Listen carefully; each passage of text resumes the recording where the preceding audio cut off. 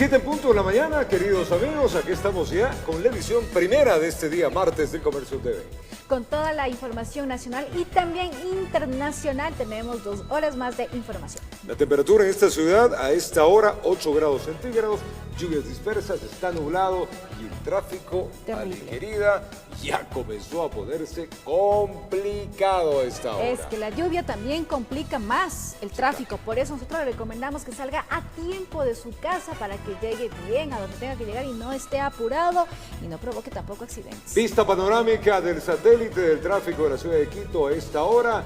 Toda esa zona roja que usted ve corresponde al sur de la ciudad de Quito, del Parque del Sena, la Velasco Ibarra, Remigio Crespo Toral, todo esto que va hacia el norte de la ciudad de Quito. Vamos a la Ladrón de Guevara, miren la 12 de octubre también está ya conflictuada. Si vamos un poco más allá, vamos hacia la 6 de diciembre, la 10 de agosto presenta carga vehicular, estamos en la Universidad Universitaria y Bolivia, también hay carga, pero mucho más se evidencia en las zonas periféricas. Este es en el Museo de Historia Natural, donde el tráfico está moviéndose, pero existen problemas también. En la 12 de octubre y Cristóbal Colón, este es justo donde siempre hay tráfico. Miren, vamos a acercarnos y usted puede mirar que de sur a norte, este y oeste existe conflicto, siendo las 7 de la mañana. Así que si está saliendo, vive por esa zona, vamos a ir un poco más allá y nos podemos meter en el túnel Guayasamín, donde también ya a esta hora se presenta una carga vehicular sumamente fuerte. Ahí lo estamos viendo, miren ustedes, este es el túnel Guayasamín. Esto llega desde los valles, tanto de Los Chillos como Tumaco y Cumbayí, la Ruta Viva, y el tráfico está totalmente anaranjado. La Simón Bolívar ya presenta zonas muy fuertes de carga. Por lo tanto, la recomendación de siempre, no queda otra, la paciencia y salgamos con una media horita antes. Totalmente. Y ya vio cuáles son las vías que están más o menos congestionadas, así que piense otra ruta antes de salir de casa para que llegue bien. Es una maravilla tener el satélite, porque Sí, uno visualiza sí, tranquilamente por dónde está el Entonces, tráfico. antes de salir, saber por dónde me voy a ir y ya encuentro la ruta. Y así Mucho nos- para contarle hoy día. Exactamente. Usted tiene. Vamos a empezar, les contamos que la Defensoría del Pueblo y Corporación Participación Ciudadana firmaron un convenio para el fortalecimiento de la Ley de Transparencia y Acceso a la Información en los gobiernos autónomos descentralizados. Con el objetivo de fortalecer capacidades técnicas que garanticen el cumplimiento de la Ley de Transparencia y Acceso a la Información de los gobiernos autónomos descentralizados, la Defensoría del Pueblo y Corporación Participación Ciudadana firmaron un convenio la mañana de este lunes. El convenio lo que busca es articular estos esfuerzos. Creo que esa es la idea siempre en nuestra sociedad, de que los procesos de vigencia de un derecho tan fundamental como es el acceso a la información pública puedan hacerse en el marco de esta correlación entre sociedad civil y Estado. Según la defensora del pueblo, Gina Benavides, muchos de los GATS no transparentan información. Es decir, que en los portales web no existe datos de cuántas personas trabajan o cuál es el sueldo que perciben. Tenemos un sistema de monitoreo en las páginas web.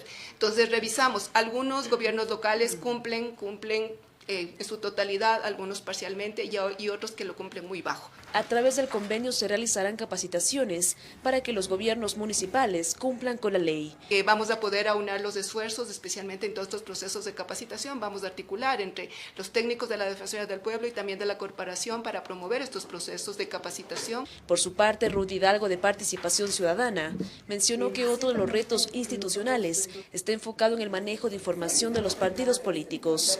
Los partidos y movimientos cada vez tienen mayor presencia en la vida democrática política del país y esos son los primeros llamados en transparentar su información.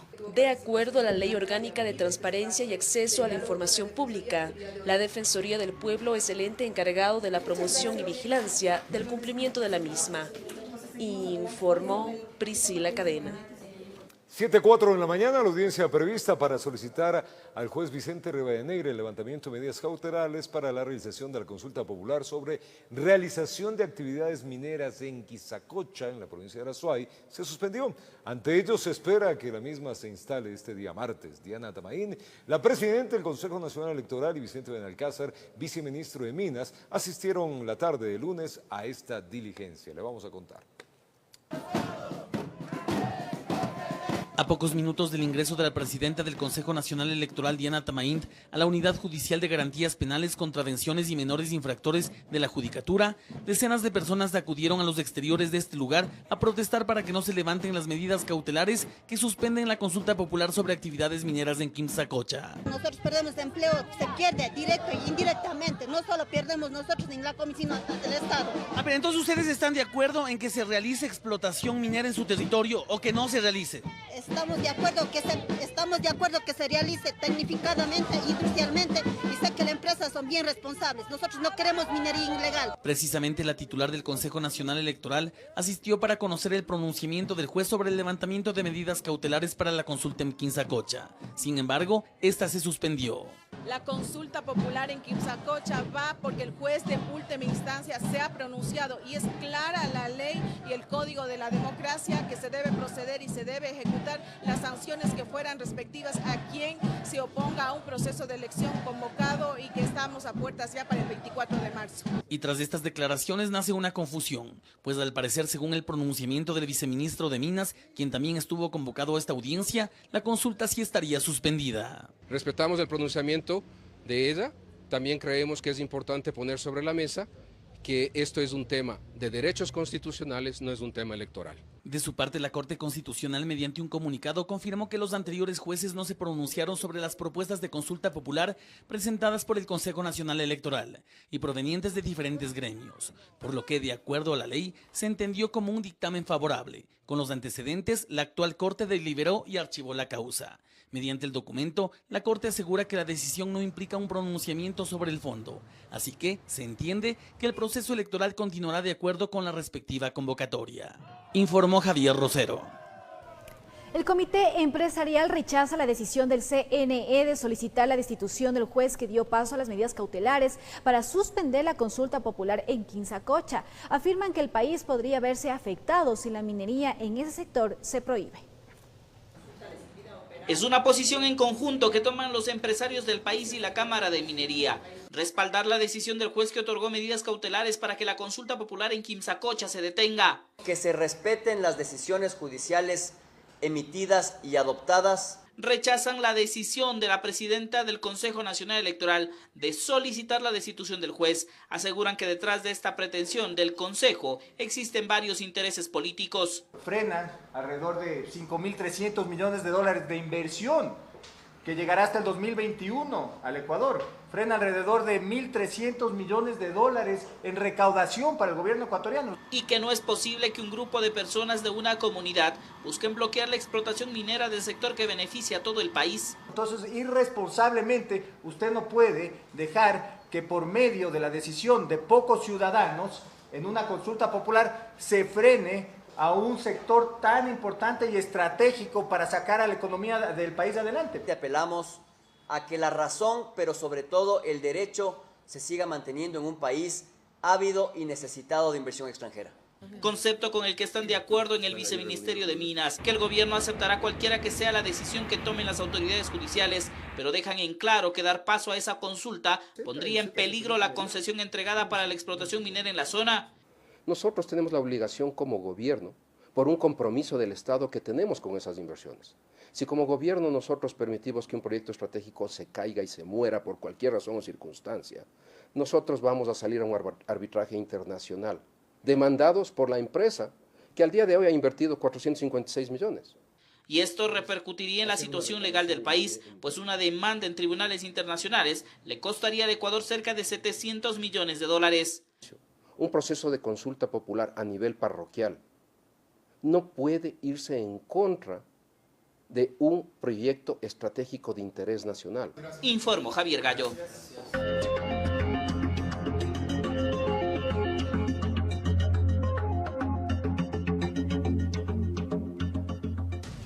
Otro candidato más que nos vamos a presentar acá, se trata de Olindo Nastacuaz, candidato que aspira a ocupar una de las 7 consejerías del Consejo de Participación Ciudadana y Control Social. Esto es muy importante que usted, por favor, preste atención a la siguiente nota.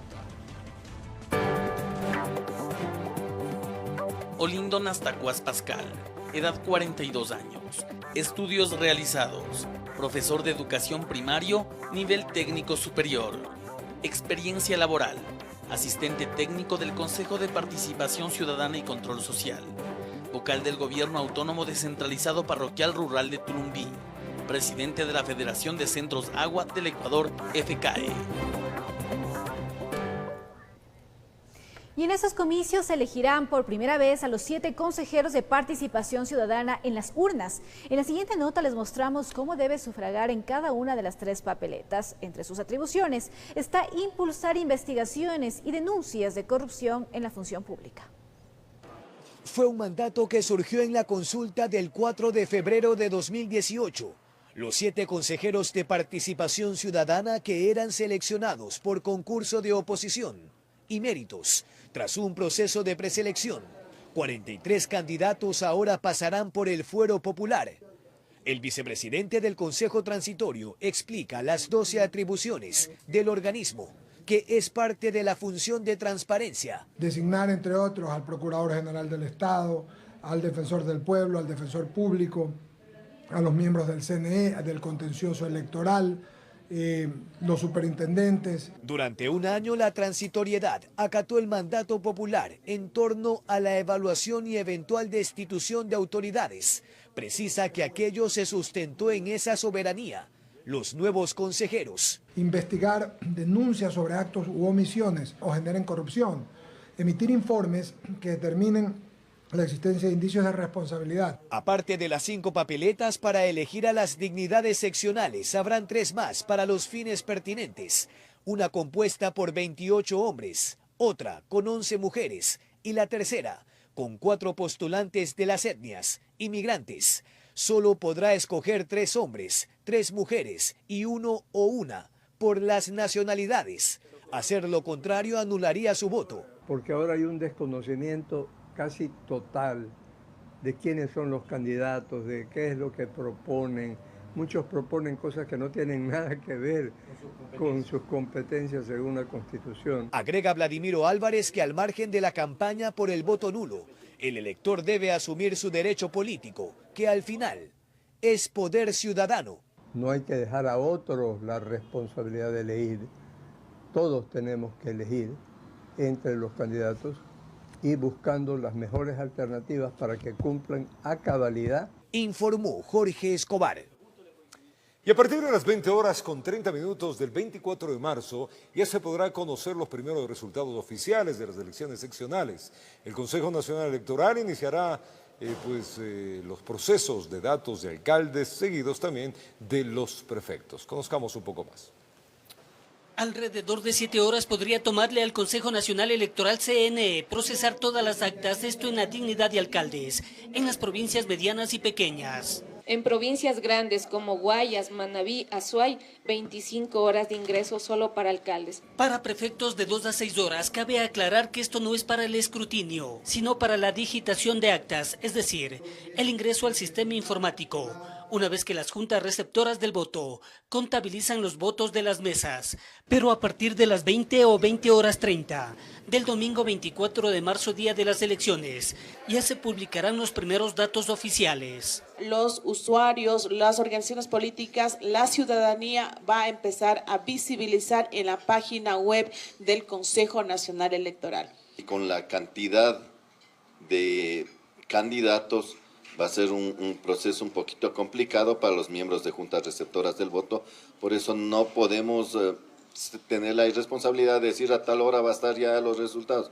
Adicionalmente, ese día a partir de las 17 horas, 8 empresas dedicadas al sondeo a boca de urna y 9 al pronóstico electoral podrán dar a conocer sus resultados tras la autorización del organismo electoral, de acuerdo a las condiciones con las cuales fueron calificadas. Pero hay que tener la responsabilidad de que en aquellas candidaturas, dignidades, donde hay empate técnico y la definición es dependerá del 100% del conteo para declarar oficialmente ganador, entonces eso hay que tener un poco de reserva. Lo que hasta el momento no han logrado solucionar es el mecanismo que aplicarán para el conteo del voto nulo, específicamente en la elección de los miembros del Consejo de Participación Ciudadana y Control Social. Lo que podría ser a través de un reglamento. Se anula las 3 papeletas, 3 votos nulos.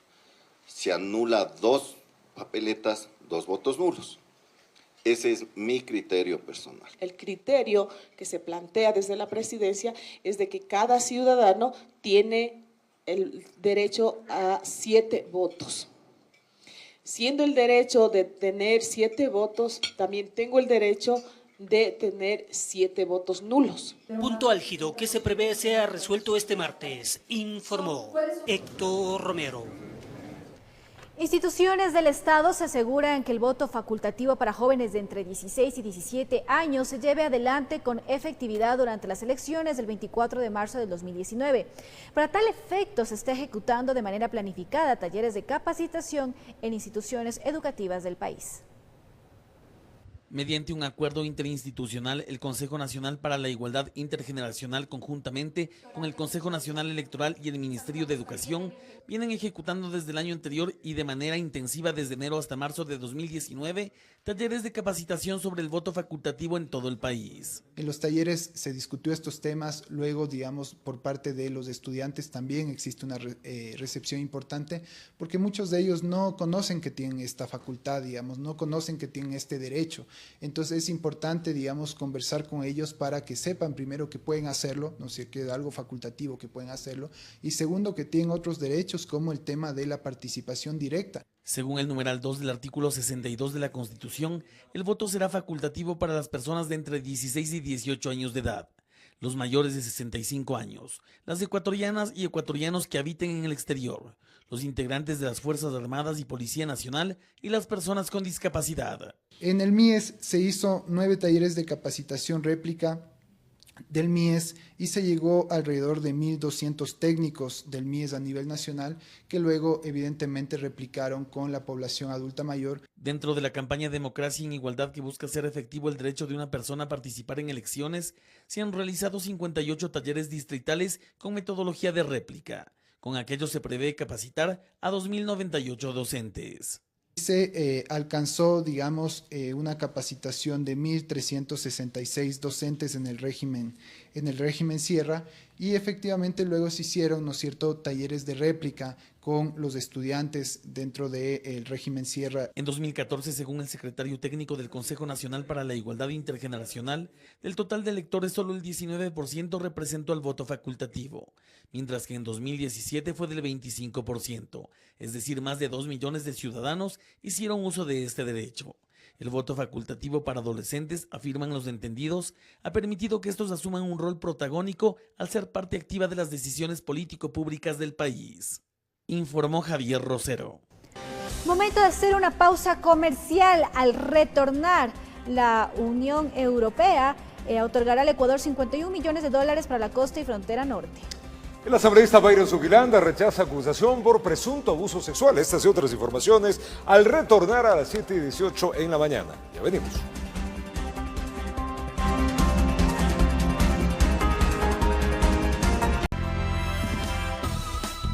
Continuamos con más información. Byron Suquilanda, asambleísta por Creo, fue acusado de presunta violación sexual hace 2 años. Abogados de quienes denunciaron el hecho exigen que la causa no se archive. Mientras tanto, la defensa del legislador rechaza las acusaciones.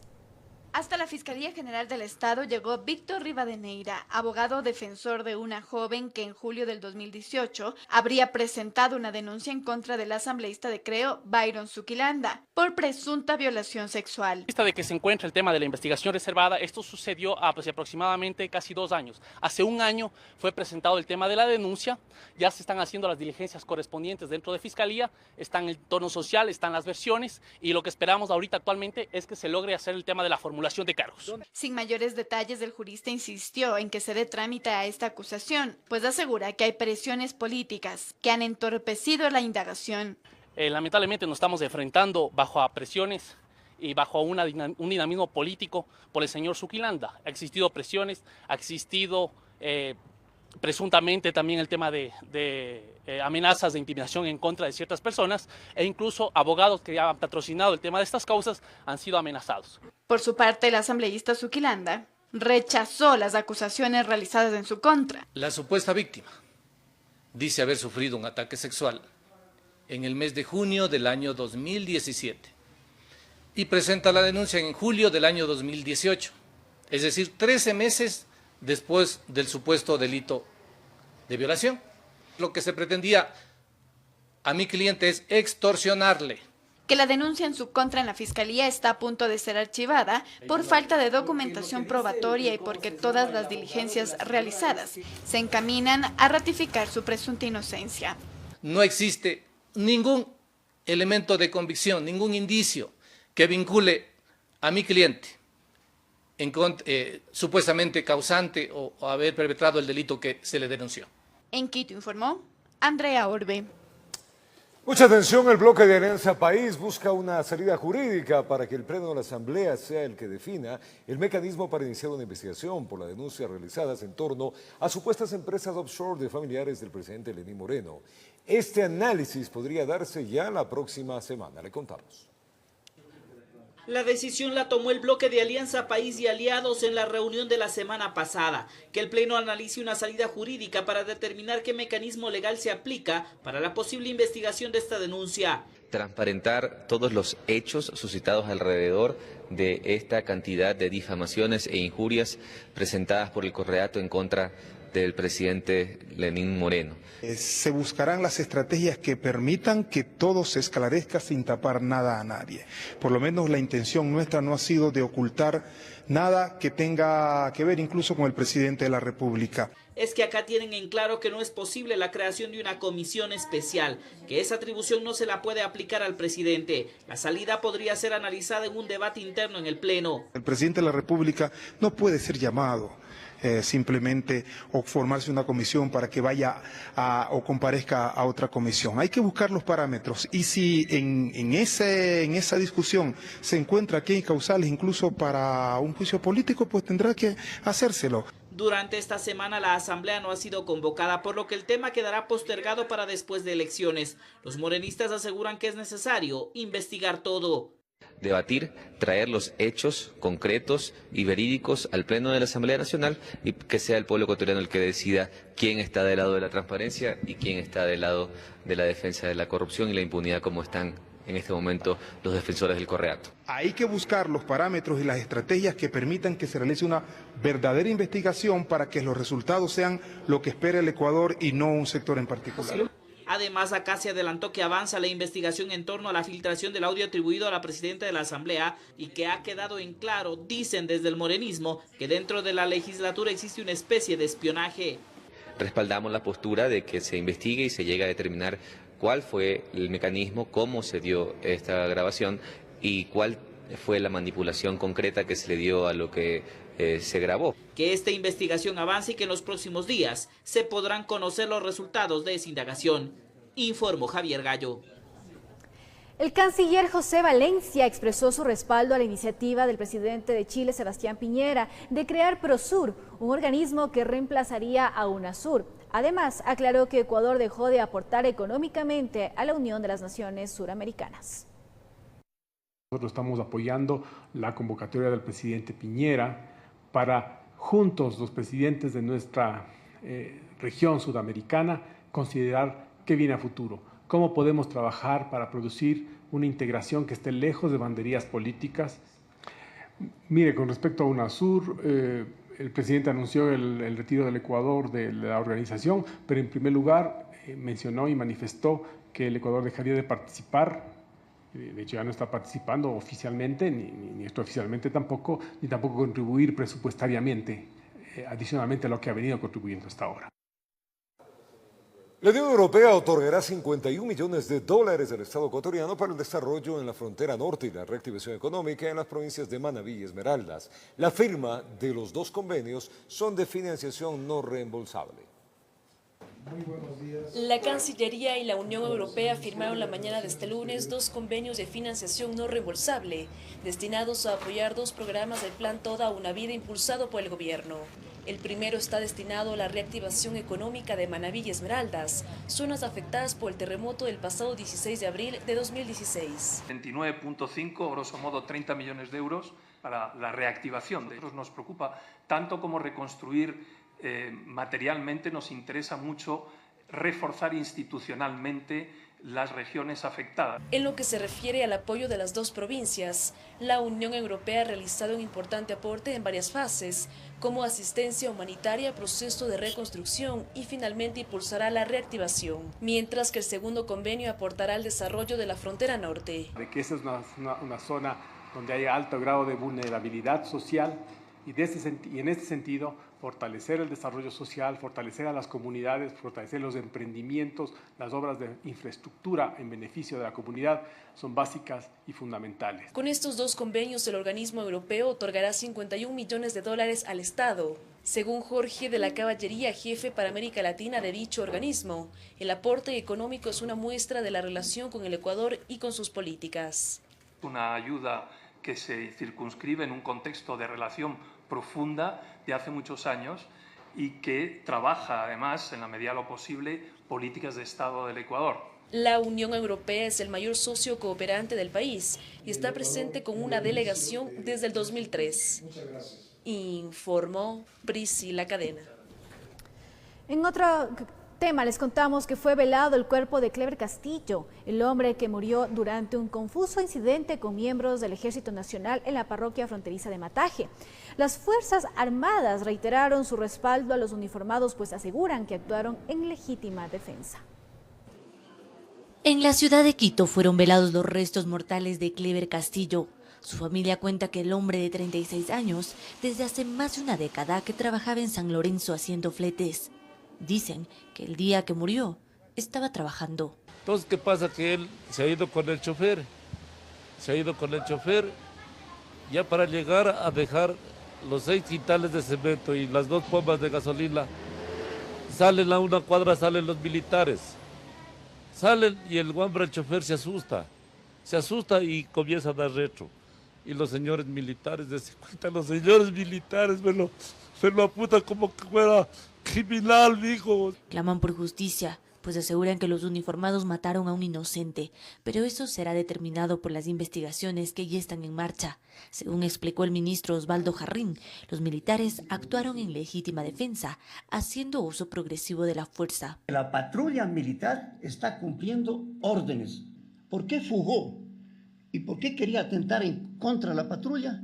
Eso es objeto claro de lo que tiene que realizar en la investigación judicial. Las Fuerzas Armadas reiteraron su apoyo a los militares que están implicados y explicaron que los disparos estaban direccionados a los neumáticos. Lamentablemente, uno de los proyectiles alcanzó el muslo de Castillo. Y por lo tanto nosotros necesitamos que la justicia brille, pero que brille con esa honestidad, con ese respeto que se merecen los seres humanos. En el hecho, un menor también resultó herido. Los 11 militares envueltos en este confuso incidente ya rindieron su versión y el juez a cargo del caso les dictó medidas cautelares. Por eso deberán presentarse cada 2 días ante las autoridades. Informó Carolina Basante. Son las 7:32 en la mañana, inició el proceso de traslado de la institución fiscal en el régimen Costa. Los casos particulares que serán validados para la transferencia deberán ser justificados con la documentación correspondiente. Le contamos.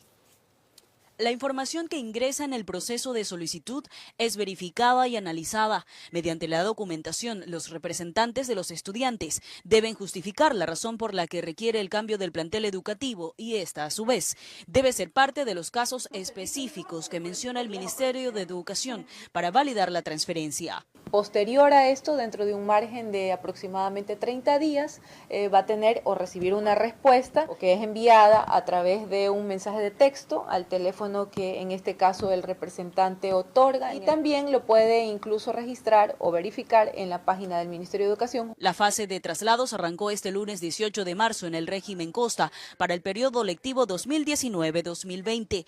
El proceso se realizará en las siguientes fechas, del 18 al 23 de marzo para los estudiantes nuevos que se inscribieron en noviembre del 2018 y desde el 25 al 30 de marzo está destinado para estudiantes que ya forman parte del sistema educativo, es decir, estudiantes antiguos. Si el estudiante está asignado a una institución educativa que está dentro de su circuito y su distrito está bien asignado y en ese sentido no aplicaría el traslado.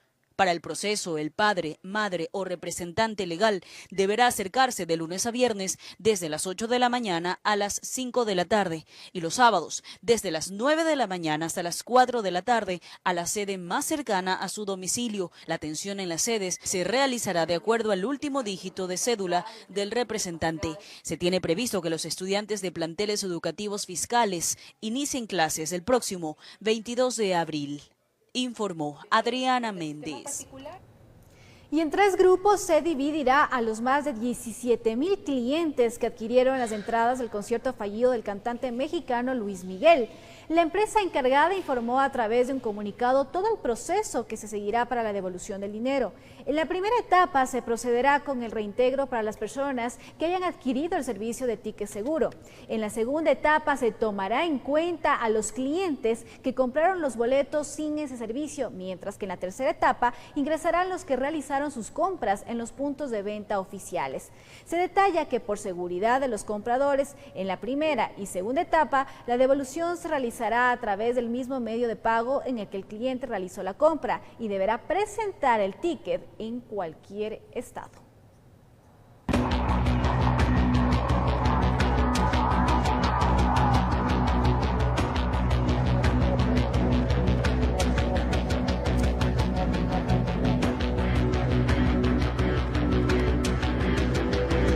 Las ventas ambulantes, un comercio irregular, ha sido uno de los temas más cuestionados en la ciudad, en el distrito metropolitano de Quito, por considerar que ha proliferado de forma desmedida y supuestamente sin control.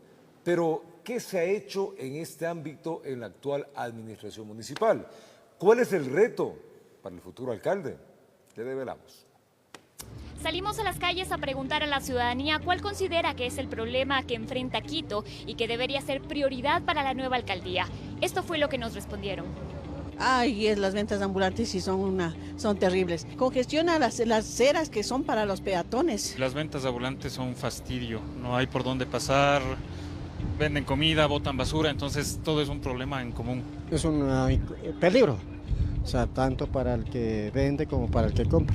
Un trabajo no regularizado, una problemática social que ha sido muy cuestionada en la capital y sobre la cual se ha registrado malestar, denuncias y protestas por parte de los comerciantes regulares, quienes alegan que esto afectaría sus negocios. Un tema que se agudizó con la ola migratoria que soportó el país en los últimos meses y que lamentablemente no se ha sabido enfrentar y resolver de la mejor manera por parte de la actual administración municipal, sostiene el exalcalde de Quito, Sevilla.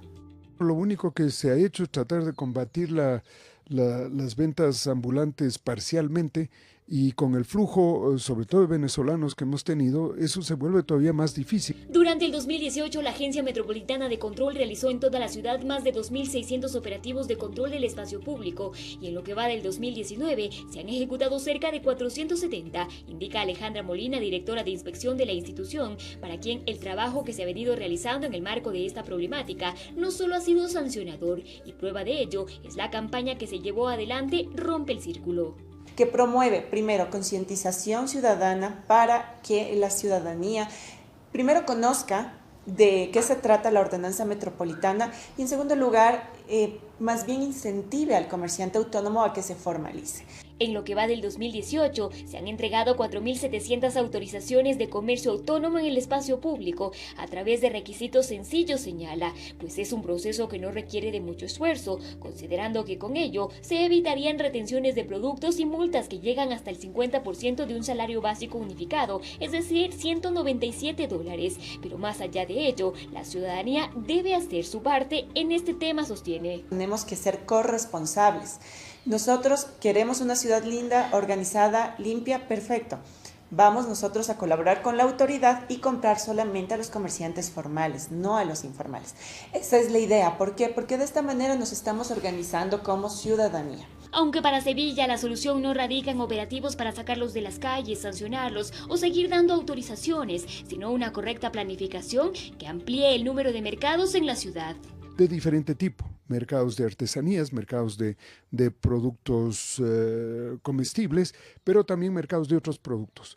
Y eso debería ser algo que el propio municipio desarrolla para recoger la gente de la calle y ponerlos en los mercados. Concluye que sin duda alguna las ventas ambulantes son un reto para el nuevo alcalde de Quito, informó Adriana Rojas. Se presentaron más detalles sobre el hallazgo del cuerpo sin vida de este joven deportista que fue reportado como desaparecido hace más de una semana. La necropsia indica sumersión y se descartó golpes en su cuerpo. Miremos. Pasaron 8 días para conocer noticias sobre el joven de 34 años, Jorge Elías Bucaram Santiesteban, que fue reportado como desaparecido por sus familiares y cuyo cuerpo finalmente fue hallado sin vida por pescadores de la isla Mondragón, en el Golfo de Guayaquil. Según el mayor Denis Cárdenas, debido al tiempo en el que el cadáver pasó en el agua del río Guayas, fue necesario iniciar los trámites de identificación con un antropólogo quien determinó que efectivamente se trataba del joven deportista. En una cámara de la urbanización en donde vive él, estaba caminando por al lado de la ribera, entonces donde se encontró un zapato del ciudadano, entonces había la presunción que posiblemente una de las hipótesis es que podría haber resbalado, haber caído al río. El cadáver fue encontrado con la misma vestimenta que llevaba puesta cuando fue visto por última vez. En redes sociales circula un video y varias fotos donde se le observa caminando hacia la ría. Según esa cámara, eran aproximadamente las 10 de la noche del pasado sábado, 9 de marzo. Por otro lado, su madre, quien junto a sus otros familiares iniciaron una campaña por encontrarlo, realizó una publicación en Facebook donde manifestó que Jorge Bucaram había resbalado y caído posteriormente al río porque intentó ingresar a su vivienda por la parte trasera, y es que a decir de ella, no llevaba llaves. Como unidad de desaparecidos buscamos todos los indicios necesarios, entonces recabamos toda la información y dentro de todas las cámaras que estuvieron en la urbanización se logró establecer ese que caminó por ahí, más o menos a 40 kilómetros desde el punto de donde salió la última vez, donde se encontró el cadáver. Ahora su cuerpo es velado en un camposanto, en medio del dolor de sus familiares, que recordaron que durante su trayectoria deportiva representó a Ecuador, regalándoles alegrías. Informó Adriana Méndez. Una mujer y su hija de 1 año murieron calcinadas durante el incendio de una vivienda en Montecristi, en provincia de Manabí. Según el informe preliminar, un cortocircuito y la explosión de un tanque de gas habrían originado el siniestro. Un incendio cobró la vida de una madre y su hija de 1 año de edad. Las víctimas fallecieron calcinadas dentro de una vivienda que en cuestión de minutos quedó reducida a cenizas y escombros. Que empezó desde la puerta hasta que llegó al cilindro de gas y ahí explotó y ella no pudo salir y se quedó con la bebé encerrada. El hecho ocurrió en el sector de Tierra Santa del cantón Montecristi en la provincia de Manabí. Testigos aseguran que una explosión alarmó a los habitantes que intentaron controlar sin éxito las llamas. Sí, algo explotó y después bajó una moto y ahí sí de pronto no se fue auxilio. Personal del Cuerpo de Bomberos de Montecristi llegaron a la escena y trasladaron a una prima de la fallecida y a sus hijos que sufrieron quemaduras al salir de la casa en llamas. Más que todo en los pies, ambos pacientes, y en lesiones en las manos y en los dedos. Agentes de DINASEC y criminalística cordonaron la zona para levantar indicios que permiten determinar las causas del flagelo, aunque ya hay un informe preliminar de lo ocurrido. Ya verificó personal, como le indiqué, del CNL y el Cuerpo de Bomberos, es del cortocircuito y una fuga interna de gas. Eso produjo que el incendio, el flagelo se expanda con un mayor rango y rapidez. Las fallecidas fueron identificadas como Giovanna Mendoza, de 29 años de edad, y su hija Briana, de 1 año. Ambas fueron halladas entre los escombros de la vivienda. Comenzamos a sacar escombros que tenía encima y mis compañeros realizaron lo que es. Vinieron de visita ayer por la tarde y se quedaron a dormir. ¿Y ellas qué son para su hija? Son primas hermanas. Familiares y amigos de las víctimas piden que se investigue el hecho. Me gustaría una investigación realmente a ver qué es lo que pasó. Con cámaras, Eduardo García desde la provincia de Manabí, informó Wendy Delgado.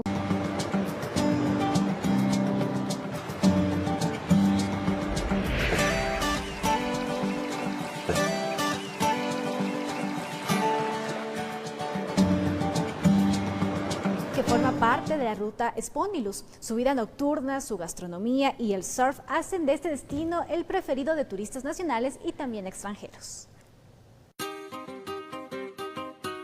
La playa de Montañita, ubicada en la provincia de Santa Elena, es un destino que en los últimos años se ha posesionado como uno de los favoritos de Sudamérica. Somos la raza más pura y el mundo lo dice. Montaña es maravilloso. En montaña hay tantas cosas que descubrir. En montaña te sientes tú. En montaña eres libre. Este lugar es una parada obligatoria para turistas que recorren la región. Su vida nocturna, su gastronomía y sus playas con las mejores olas para surfear hacen de Montañita un buen lugar para relajarse y divertirse. Montañita desde mucho tiempo atrás es un sitio turístico y en sí fue descubierto por las olas y todo eso, lo que atrajo a mucha gente acá a este lugar. Y al ser un deporte extremo, hace que uno pierda el miedo y venga a divertirse más que nada. Los atractivos de Montañita han atrapado a muchos turistas que decidieron quedarse a vivir. Por eso esta playa es un destino que mezcla culturas y experiencias. Vivo en Montañita hace 11 años. Soy de Buenos Aires, Argentina. Vine a surfear y me quedé. Siempre van a ser bienvenidos en Montañita. La verdad que es un pueblo muy bueno con los turistas. Y bueno, que vengan y que cuiden Montañita, ¿no? Que no tiren basura. Montañita es un paraíso de la ruta Spondylus, donde sus visitantes siempre regresan. Informó Carolina Cuenca.